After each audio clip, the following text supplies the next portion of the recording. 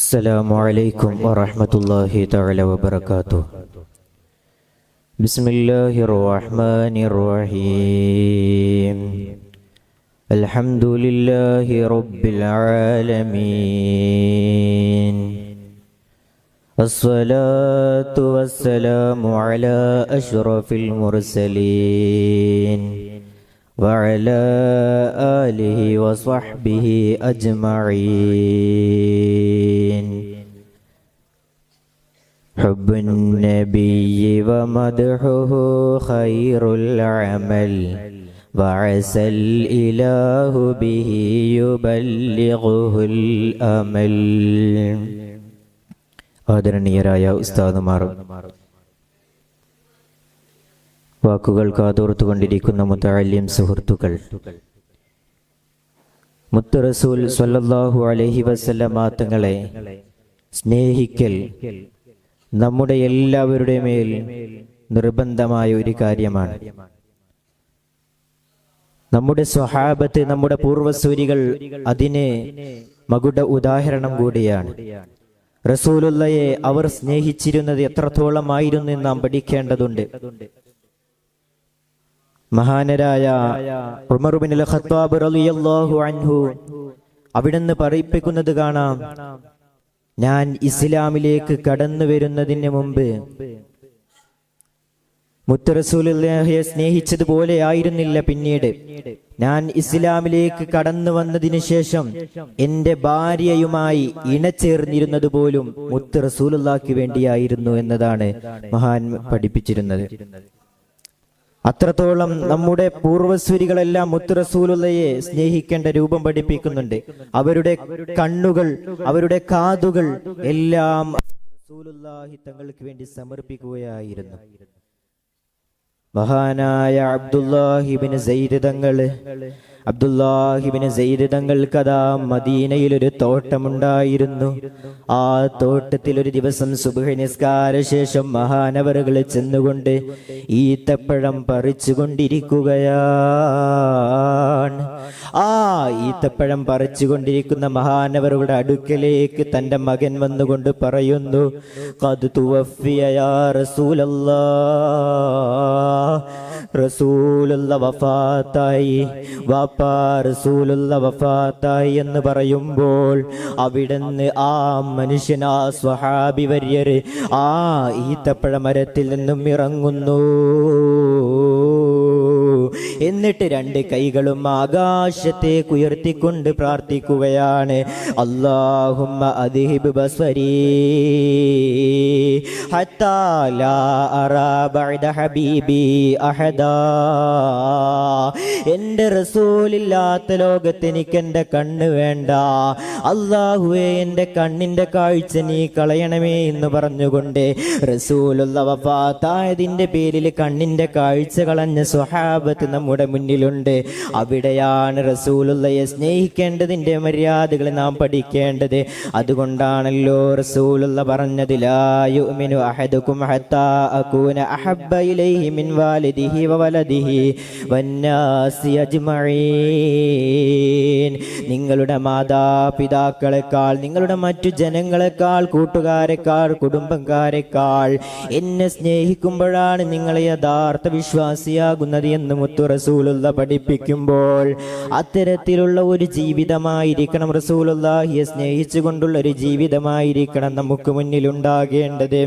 ഇതിന് നല്ല ഉദാഹരണങ്ങൾ, ഒട്ടനേകം ഉദാഹരണങ്ങളുടെ സ്വഹാബത്ത് തന്നെ പഠിപ്പിക്കുന്നുണ്ട്. സിദ്ദീഖ് തങ്ങൾ പരസ്യ പ്രബോധനത്തിനിറങ്ങിയ സംഭവം നമുക്കെല്ലാം അറിയാം. റസൂലുള്ളാഹിയെ സ്വപ്നം കാണുന്നു. റസൂലുള്ളാഹിയെ സ്വപ്നം കാണുന്നത് എവിടെയാണ്? ആ സിദ്ദീഖ് തങ്ങൾ റസൂലുള്ളാഹി വഫാത്തായി എന്ന് കേട്ടപ്പോൾ സിദ്ദീഖ് തങ്ങൾ മദീന വിടുകയാണ്.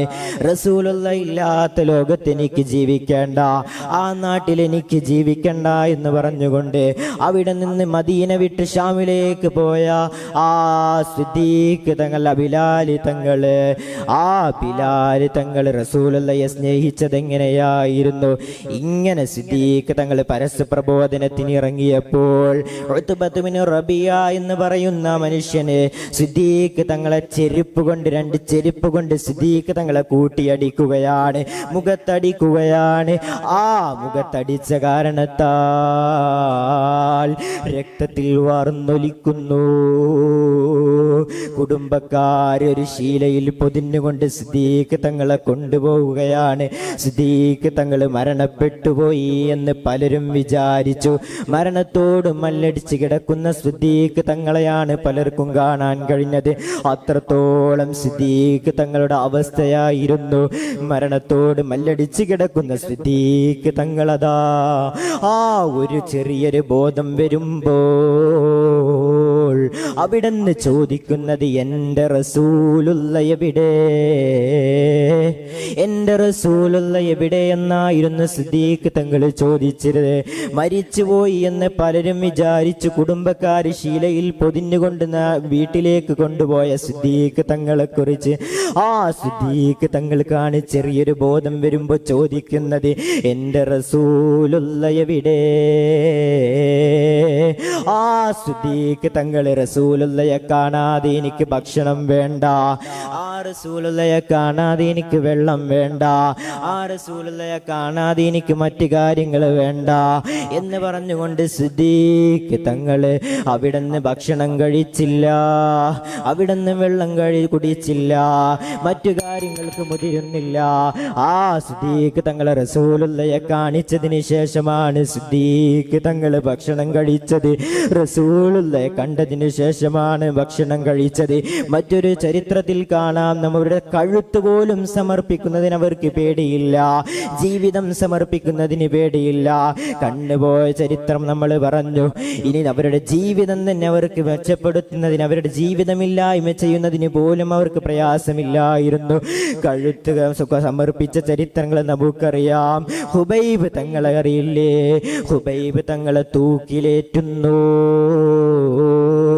തൂക്കില് കിടക്കുന്ന ഹുബൈബ് തങ്ങള്, ആ ഹുബൈബ് തങ്ങളുടെ അടുക്കലേക്ക് ശത്രുക്കൾ വന്നുകൊണ്ട് ചോദിക്കുന്നുണ്ട്, ഹുബൈബേ നിനക്ക് നിന്റെ ജീവൻ വേണം, ഹുബൈബേ നിനക്ക് നിന്റെ ജീവൻ വേണമെങ്കിൽ, നിനക്ക് നിന്റെ ജീവൻ വേണമെങ്കിൽ നീ ഇസ്ലാമിൽ നിന്ന് പുറത്തു പോകണ്ട, നീ ഇസ്ലാമിൽ നിന്ന് പുറത്തു പോകണ്ട. നീ നിന്റെ മുഹമ്മദിനെ, നീ നിന്റെ പ്രവാചകൻ മുഹമ്മദിനെ തള്ളിപ്പറയണ്ട. നീ ചെയ്യേണ്ടത് ഈ സ്ഥാനത്ത് മുഹമ്മദായിരുന്നുവെങ്കിൽ എന്ന് പറഞ്ഞാൽ മതി എന്ന് പറയുമ്പോൾ ഹുബൈബ് തങ്ങൾ പറഞ്ഞതെന്താണ്? ഇവിടെയാണ് നമ്മുടെ വിശ്വാസികളുടെ ആനന്ദമാകേണ്ടത്. ആ ഹുബൈബ് തങ്ങൾ പറയുന്നു, ഞാൻ നിങ്ങളുടെ തൂക്ക് കണ്ട് പേടിക്കുന്നവനല്ല. നിങ്ങൾ ഇഞ്ചിഞ്ചായി എന്നെ വെട്ടിക്കൊന്നാലും എൻ്റെ റസൂലുള്ളയുടെ കാലിൽ ഒരു മുള്ള് തറക്കുന്നത് പോലും എനിക്കിഷ്ടമല്ല. ഇതായിരുന്നു നമ്മുടെ സ്വഹാബത്തിന്റെ മാതൃക.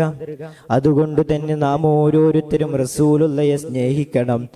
ആ റസൂലുള്ളയെ സ്നേഹിച്ചുകൊണ്ട് അതിലൂടെ നമ്മൾ വിജയം കണ്ടെത്തണം എന്ന് മാത്രം ഓർമ്മപ്പെടുത്തിക്കൊണ്ട് ആഖിറു ദഅ്വാനാ അൽഹംദുലില്ലാഹി റബ്ബിൽ ആലമീൻ. അസ്സലാമു അലൈക്കും വറഹ്മത്തുള്ളാഹി.